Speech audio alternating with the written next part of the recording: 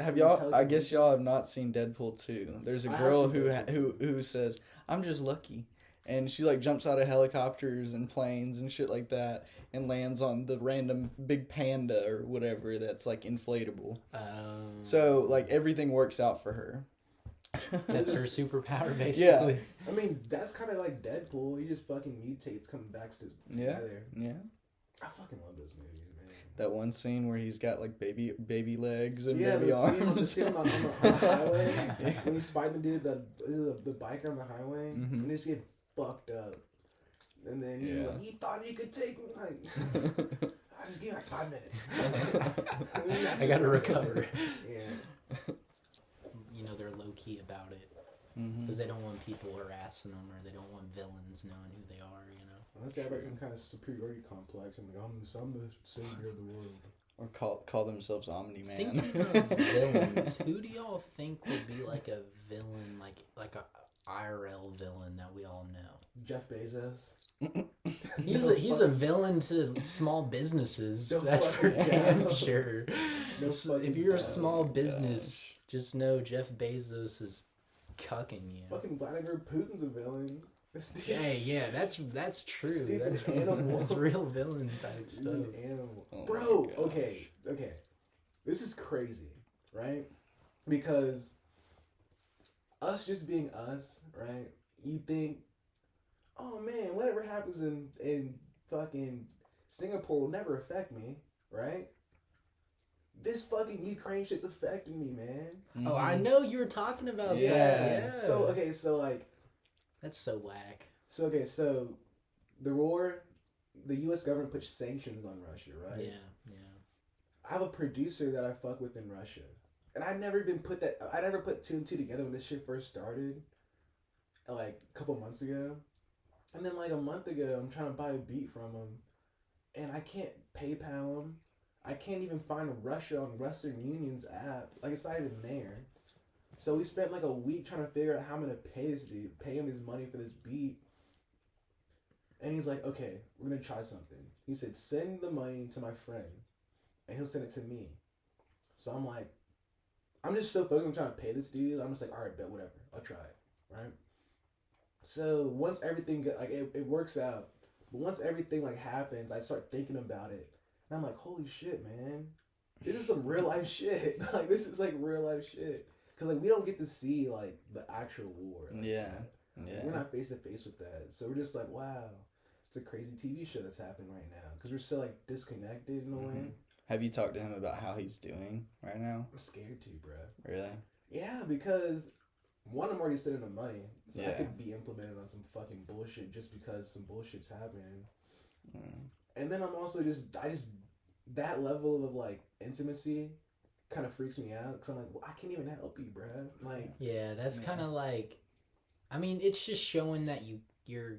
You yeah, know? I was like, are you good over there, like type shit. But I didn't go any deeper than surface level, because I'm like, bro, like, one, I don't know you like that, and then two, like, wow, I can't even help you if I try. I don't know what to do. I feel so fucking helpless. Yeah.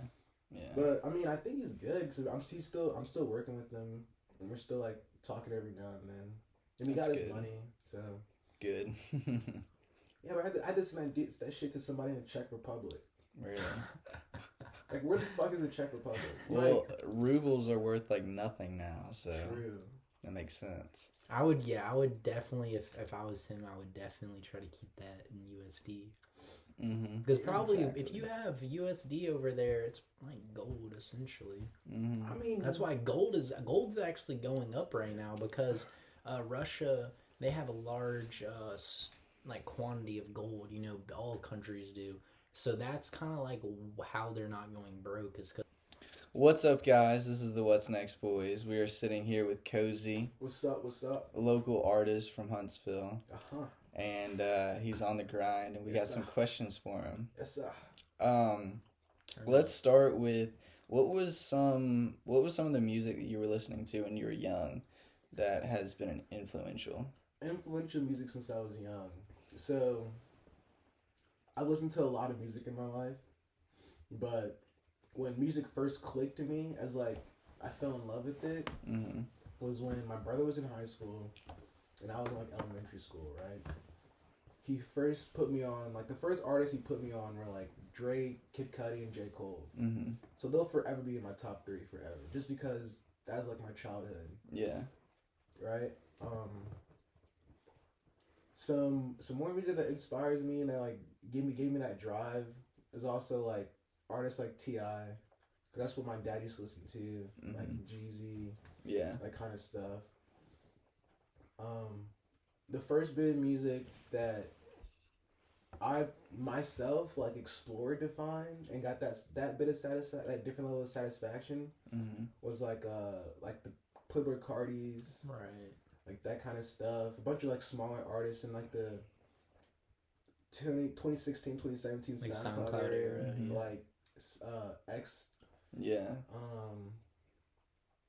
A lot of stuff like that. So like I think my biggest inspirations would be like Drake, Kid Cudi, J. Cole, Playboi Carti. Yeah. That kind of stuff. Nice. So heavily rap focused. For sure. That's like my number one. But I also do like, I love rock music. Yeah. Like, but mostly like psychedelic rocks and indie rocks. A little bit of soft rocks. Yeah. I'm not a big fan of like the screamo, heavy metal. Yeah, I feel that. Deathcore type shit. I just, after listening to it for a little bit, I understand it now, but that's just not my cup of tea. You gotta get your rage out. I know that's why some people like it, is because they can just turn that on and it just like gets out all their anger. They can just, start Yeah, that shit is so fucking moshing in their house. That shit is so wild to me because it's like, so I've been doing these like little show circuits in Huntsville called Culture Clash with one of my friends I made down here. Yeah. Or in the little scene down here. And they have like rock openers. And one of the shows we went to, they were doing like a little like deathcore metal shit, right? And they were just going crazy. And I was like, this is kind of hard. And then like people from the audience started coming in and fucking wailing their arms and like throwing each other around. And I'm like, holy, like relax. That's not that serious. Like that's like their culture. So I can't even really say much. I'm just like, bro, I don't want to get punched in the face and shit. Yeah. Like, personally. Yeah. I want to just enjoy music and fucked up, have a good time. I don't want to fucking risk dying. Right. Or getting knocked out. How embarrassing that would be, getting knocked out and shit.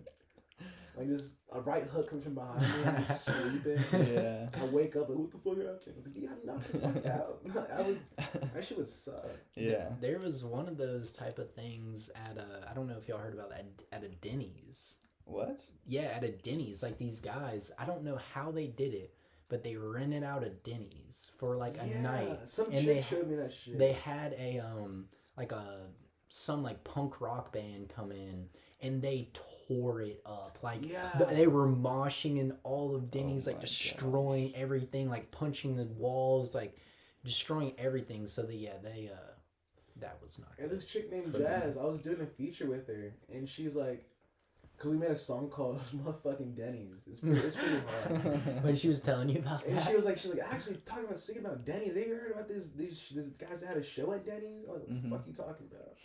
She showed me that video, and I fucking could not fathom that. That was wild. They were wild, and they were wild. I'm like, is this like the customer base of Dennys? Because I don't go to Dennys personally. I'm like, is this the customer base? I'm probably not gonna go. I'm more of an IHOP guy nowadays. Yeah. Or Waffle House. No, Waffle House. I fuck with Waffle House. Waffle House is a vibe all the time. Never been there. But they're never open when I need them to be open, because it's like I'm not just gonna be like super messed up in the middle of the day. Like it's gonna be at night time. Yeah, but in the middle of the day, I'm gonna go to like Chick-fil-A or fucking something besides fucking Waffle House. Like Waffle House employees, I enjoy Waffle House, but it's like they're mad you're there, dude. It's like they're like fuck customers. Yeah, they're all like 2 and 3 strikers, like, like that's like, I had a theory in like high school. I'm like, I feel like no normal person works at Waffle House. No, I don't think I've ever walked in a Waffle House and said I'd probably. No, you see those ladies on the wall, that have like 80 years of service with Waffle House. There were probably some. Yeah, but what would make you spend 80 years at Waffle House? Getting that bread, getting that Waffle House bread. What bread? I mean, shit. If you're No there bread, for 80 flapjacks, years, and I would be like, pancakes. move up. Like, They don't, I they need to don't, be they don't, moving they up in the definitely company. don't have tenure at Waffle House, so you're not getting like a... You don't think you're gonna be moving up in the company? I'd be like, I need to be working for corporate if I'm here for more than like 3 years, 4 years, 5 years. I gotta be. Waffle... I'll work for Waffle House Literally, corporate. bro, I'll go be the CEO. Fuck. I could see you doing that at like a Shoney's. And Shoney's. Shoney's is still fucking bottom of the barrel, but at Waffle House, bro, no. Well, I mean, if you get you just have to have the knowledge required to move up. And then what I'm saying is, I feel like none of them have that knowledge. Oh, because they don't strive to gain that knowledge. I feel like they just don't They even go know that. I don't even think they know that that's possible. You know? No, I don't think that nowadays it's so hard because back in the day, if you like worked for like somebody, right? Like it was like a mom and pop. No, maybe not a mom and pop shop, but you worked for like a startup. Maybe nowadays still, if you get in on a startup early, you can. But if I try to go work for Facebook right now, But there's Facebook is no not way. Waffle House. There's no way I'm moving up in the company super far though nowadays. Yeah. Unless I have a really large amount of knowledge that is beneficial to them, I'm not moving up. Yeah, but I don't think the workers at Waffle House even care to do that. I feel like they just want to get their check and go home. But why are you okay with I don't get that. Why are Some people okay just want to with that? settle. Some people just want to settle. Yeah, some people don't have that kind of ambition because they got beat out of them metaphorically by life. No, that and I or they just don't care. feel that. Yeah. Because some people are just driven to become the best of the best, the top of the top. But some people just don't care. Yeah, some people are just like that. So what is your point? You like for some reason we're here on this planet. I don't even. It's They honestly just this shit. they just gave up type shit. But like some people just don't even know what's So out what? there. So what's the point? So you're either gonna fail, you're either gonna try and you're gonna fail, or you're gonna give up and fail. You're gonna fail either way. You might as well try. I mean, but you gotta think about it, right? The people just don't want to fail. I don't even think it's that. I think the people that work at Waffle House. I think people don't want to try. That is, they don't want to, and they probably. It's not that like nobody likes to fail. I can see that Only more some so people being the wanna try. reason than like they don't want to fail. Yeah. So I feel like they don't even know that they can do shit. Yeah. They don't see their capabilities. It's like there's a lot more before I don't see my tap own. out. That's true, because I mean I don't see my own. So. But that goes for everybody. Because like if you never knew you could go to college, like you gotta think about like people in like buttfuck Arkansas. They don't even know that college exists, so they're just like born and raised like, okay, we're gonna work at the general store, or we're gonna work at this saloon. We're gonna repair cars. Yeah. Like that's all they know. So if they came to fucking New York City and they saw these fucking skyscrapers and they saw stockbrokers and doctors and lawyers and public transport workers and city workers, they're like, what the fuck is this shit? But you can still move up. Like pretend I work at a car shop, yeah, but, right? I can own that one day. Like I can make my own car shop one day. But if all you know is like a one stoplight town, that's all you know. That's all anybody in that town knows. Yeah. That being an owner of that car shop, that's their fucking CEO. Yeah. True. So it's like different levels to it. Culture is different as well. Like, yeah. In Arkansas where, there's 500 people in their town and everybody does the same type of things. There's not really like a need. That's the Why culture y'all hating there. on Arkansas so much? That's like the first state that I don't know anything about. Well, I mean, okay, well, we can use Alabama. There's people in Alabama. There's definitely some little towns in Alabama. Yeah, exactly. But that's just the way culture goes. Yeah, just like I feel like they just some people. I'm not gonna say all. I feel like 70% just don't know. Yeah. That there's bigger shit out there, mm-hmm. and maybe some just don't care there's bigger shit out there. But I feel like they don't know, and they're so ingrained in like not knowing it. If they just say, "Hey, you can be a fucking CEO, right?" They're gonna be like, "What the fuck is that?" Yeah. Anyway, to reel it back, we were talking about these people performing in IHOP, and it made me wonder, what is one of the coolest venues you've performed in? Definitely the camp in Huntsville. Yeah. That was like my first show. Mm-hmm. I got plastered. I regret that, but it was still fun. I don't think I performed that terribly. Yeah. It was still my first show. But yeah, it's like a little like outdoor kickback venue spot. And I do like the vibe over there. It gives me like a Portlandia vibe. Portlandia. You ever seen Portlandia? Mm-mm. It's like a old ass like sitcom-y, like Curb Your Enthusiasm type show. Yeah. Where it's like a little skitty-ish, but it's more like scenario comedy based. Yeah. And like it pokes fun at like Portland being so liberal. And like it gives me some good drinks over there. Yeah. Oh, I know you were feeling those. They got some strong drinks over there. They had this fucking big ass like Mardi Gras fucking spring breaker ass drink. Killed like 3 of them bitches. And they had like fucking like adult Capri Suns. Killed like 3 of them. They don't have a big enough parking lot though. I mean, I guess they do like over to the side. Yeah, but not like up next to it. It's like too small for like an actual big show or anything. Yeah, but everybody just parks in the little like auxiliary parking lot next to it. Yeah. I feel like that's like, I don't even know if it's like their property, but it's like so like public. Yeah, it's just already like it's already for everything right there. Yeah, there's a lot of shit over there too. Yeah. Yeah, that was like a dope ass venue. It was cool as shit. Where's some places that you would like to travel to perform in? Like some top cities. You were saying Japan, weren't you? Yeah, I want to go to Japan one day. I think that should be so sick. Like, cause like having English speakers sing my lyrics is cool as fuck. Like that shit means a lot to me. Yeah. But imagine someone that doesn't even know English learn my lyrics, and I just like reciting my lyrics with me. And I was like, you didn't even know what I'm saying. That to me that'd be like peak comedy, and then that'd also be just dope as fuck. Welcome to a Yeet concert. Oh God! Man. Anywhere. Welcome to a Yeet. You can understand like every third or fourth word Yeet says. Yeah, exactly. I'm like, I don't know what you're saying. This shit is hard. Like, oh yeah, because so like there's like this French artist I listen to and this German artist I listen to. I don't know what the fuck they're saying, but that shit is sick. Dylan loves that UK drill. I mean, you can kind of understand what they're saying because it's just UK, but like still they have the accent. And Dylan's like, he'll like come in my room, turn it on. Yeah, for sure. Central C. Who are some of your favorite artists? So locally. Locally? Yeah. For sure, my homies Henry and Jamison. Besides them, this dude named Ozzy. Village. Ozzy's crazy. Day Walkstar is fucking insane. Kunai's crazy. Wildflowers is crazy. I fuck with his Wade's good too.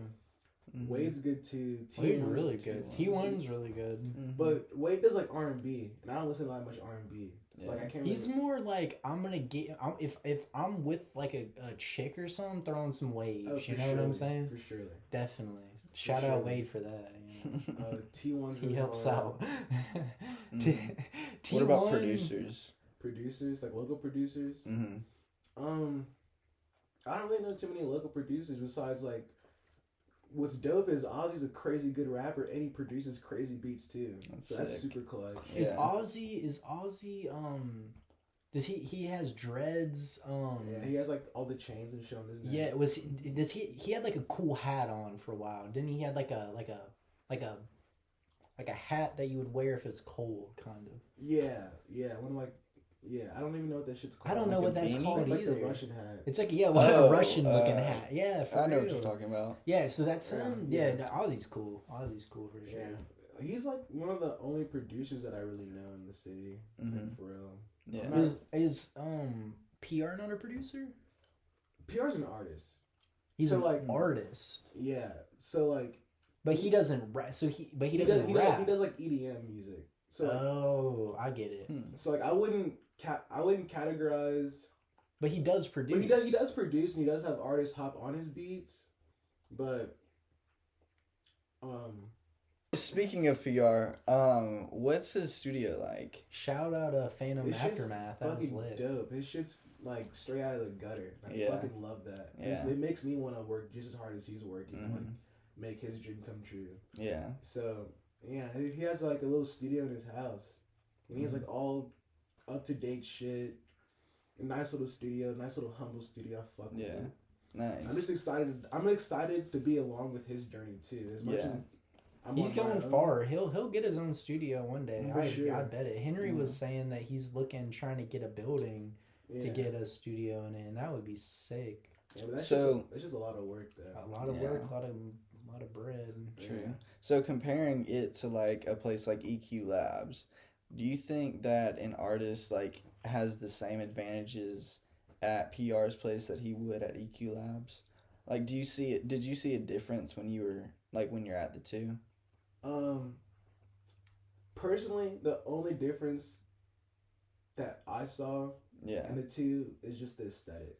Yeah. Like, it's like, do you want to go to the trenches and really get this shit out the mud? Or do you want to go to an established place and just say, I got EQ Labs? Right. I like the name behind you. Right.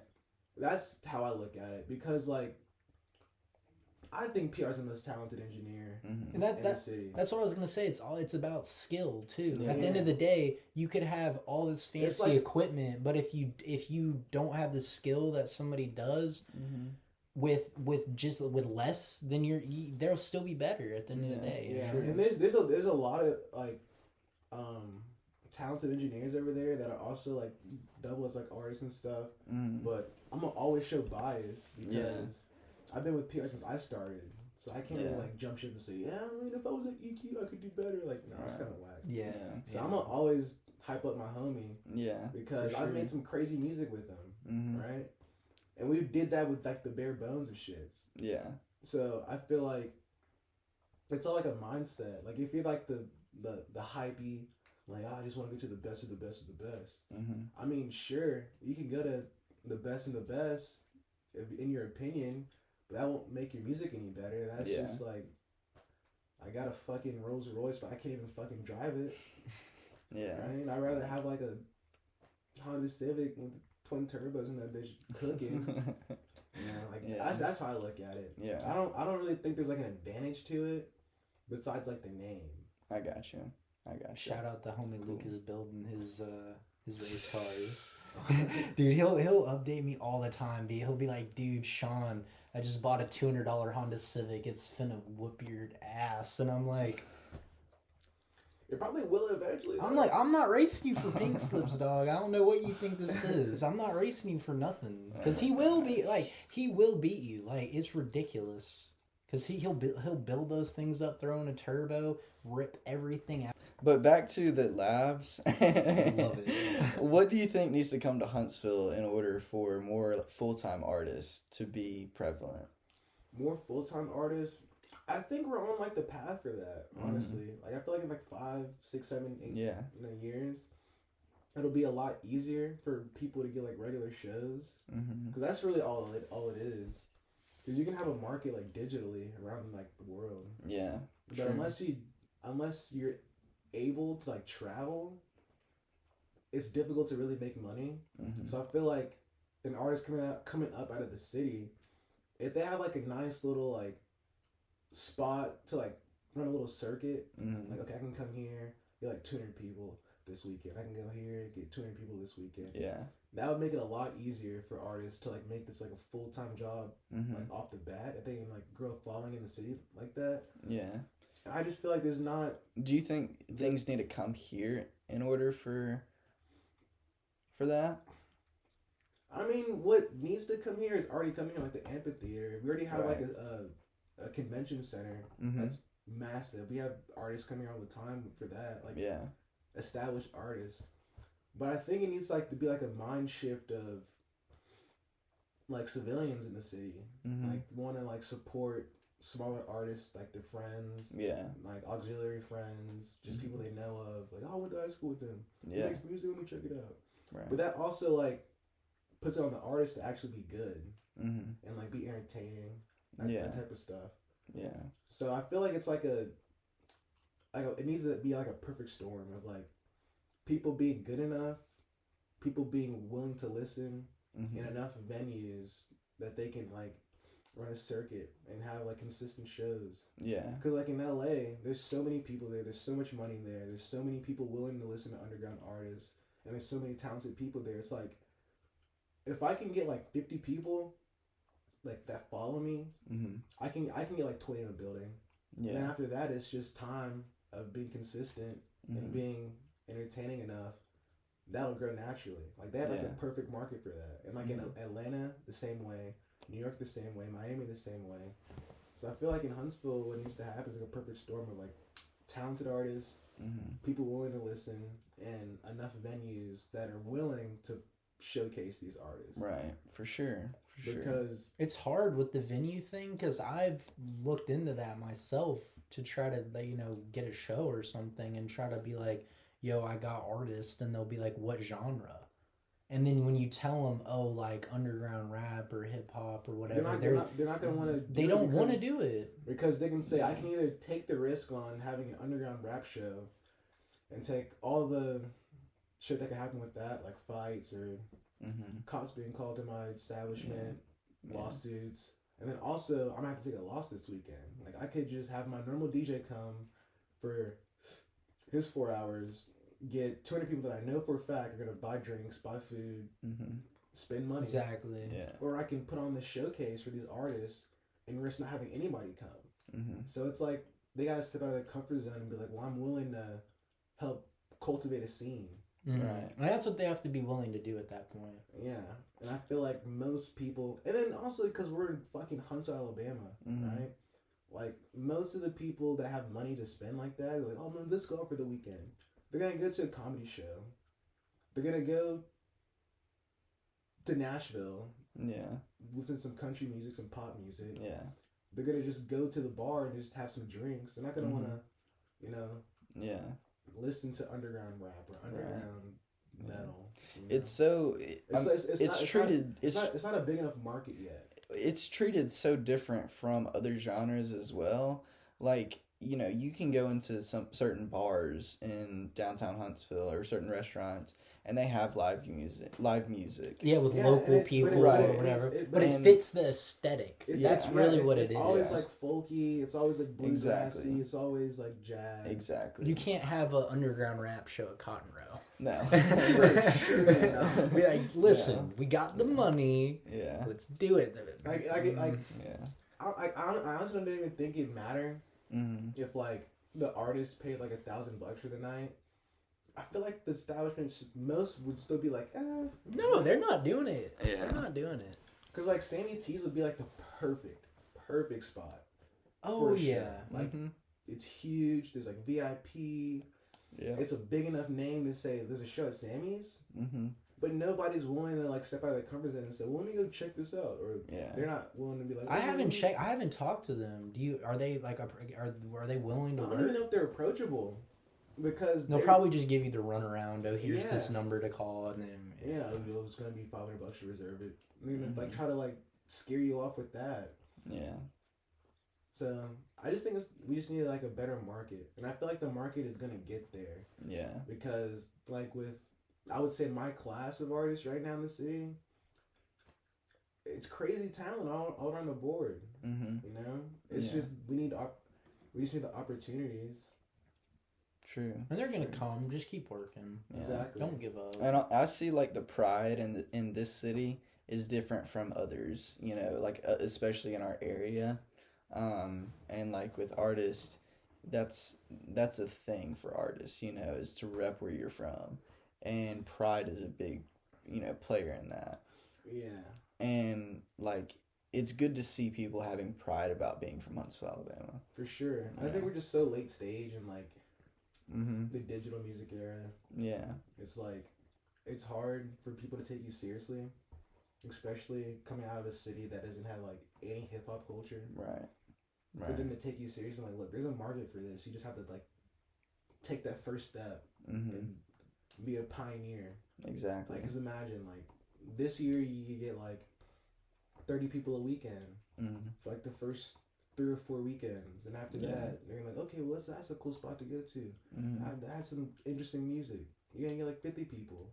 Right. And then a year or two down the line, you get 200 people. 300 people. You're packing that bitch out, having lines at the door.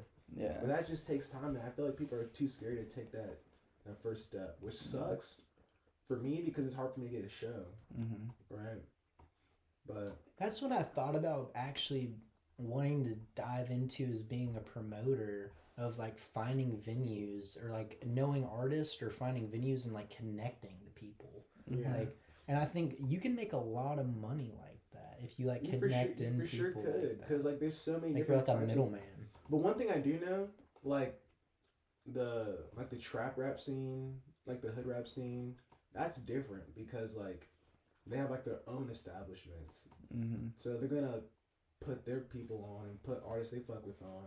Yeah. But like anything like alternative to that, like boom bappy, gothy, you know, stuff like anything besides like that, it's gonna be harder for you to like get a door open for you, especially in the city because it's so fucking country, bluegrass, that type of stuff that they're used to. Yeah. What are some of your music goals like for this year? For this year, consistency. That's like one of my biggest fuck ups is being consistent. Because like I'll be like really driven for like 2 months, and I'll make like 50 songs, and I'll have 50 songs. And I'm like, damn, I gotta pick some out and make a tape, and then I'll procrastinate that, and then I miss a month. But I've been consistent this year. That was more so like last year. Like I was just like more like in the moment type shit, which I need to get better at to build a fan base. But some goals I have. You had a crazy idea with your tapes.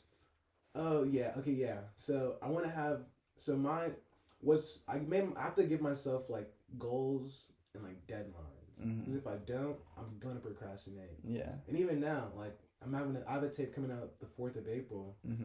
And I've kind of slacked off on it, but like everything's done.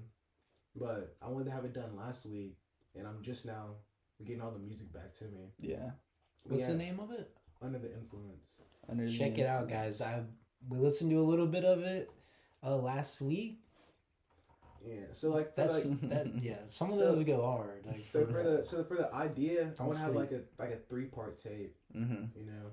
Yeah. So I want to have like all of my influences, like music. Stylistic wise, and then just like lifestyle wise. So like this first one, I'm doing like more of like a pluggy sound, and I have a couple songs on that talking about like some of my goals, shit I want to do, stuff like that, and like my influences, like whether it be like monetary or drugs or women or just music in general, you know, stuff like that.